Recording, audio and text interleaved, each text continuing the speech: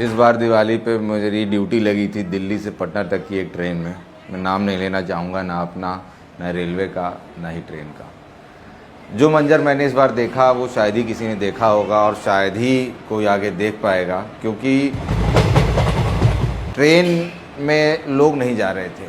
लोग जा रहे थे उनके कहीं छुप के, उनमें ट्रेन जा रही थी।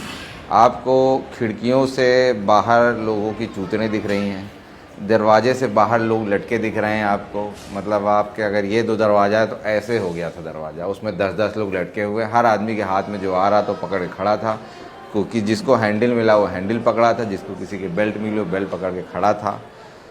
और टीसी का काम होता है कि जाके टिकट लोगों का चेक करना कि हर आदमी अपनी सीट पे बैठा है कि नहीं, और कोई एक्स्ट्रा आदमी हो तो उसका चालान काटना है, उसको उतार देना। तो टिकट तो तब करता जब सीट दिख रही होती। बोगी में सिर्फ लोग भरे हुए थे। किसी बड़ी मुश्किल से मैं भरा बोगी में घुसा, वो भी मैं घुसा सिर्फ इसलिए क्योंकि मुझे खुद पटना जाना था, वरना मैं उस दिन रिज़ाइन कर देता।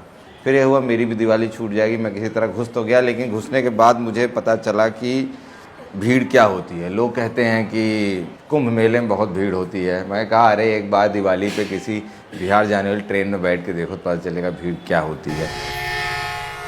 चारों तरफ सिर्फ इंसान थे। मतलब बोगी का कलर, सीट का कलर आपको नहीं पता चल पाएगा। डर लग रहा था कि कहीं किसी से टिकट मांगो तो कोई मुझसे सीट ना मांग ले, मैं कहाँ से दूंगा।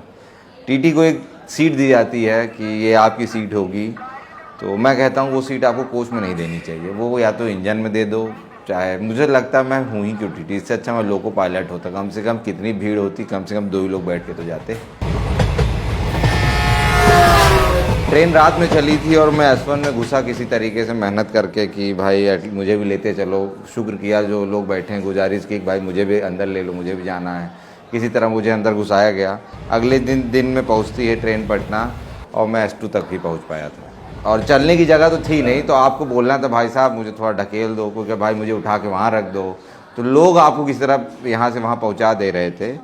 और ऐसे में महिलाओं की सुरक्षा की बात हो रही थी कि पुलिस को देखने जाना था, कुछ हो तो नहीं रहा है। अब उस डब्बे के अंदर जो हो रहा है, जो होगा, वो उन्हीं लोग को पता है। ना वहाँ पुलिस पहुँच सकती, ना टीटी पहुँच सकता, ना वहाँ आर्मी पहुँच सकती है।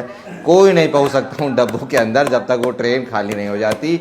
उस ट्रेन के अंदर इतनी भीड़ थी कि एक बार आप घुस गए तो जो पानी खाना आपके पास है बाहर, उसे आप खा लीजिए, और जो अंदर है उसे आप वहीं निकाल दीजिए, क्योंकि आप वहाँ से हिल नहीं सकते। लोग मुंबई में कहते हैं कि लोकल में बहुत भीड़ होती है। अरे एक बार दिवाली और छठ पे हमारे यहाँ आओ, दिखाते हैं भीड़ क्या होती है। तो मैं तो कहता हूँ महेंद्र सिंह धोनी ने अच्छा हुआ छोड़ दिया टीटी, वो जाके क्रिकेट खेलने लग गया, क्योंकि ये जॉब है ही नहीं करने लायक। भाई साहब थैंकलेस जॉब है एकदम। संपर्क क्रांति प्लेटफॉर्म नंबर 3 पर आ रही है।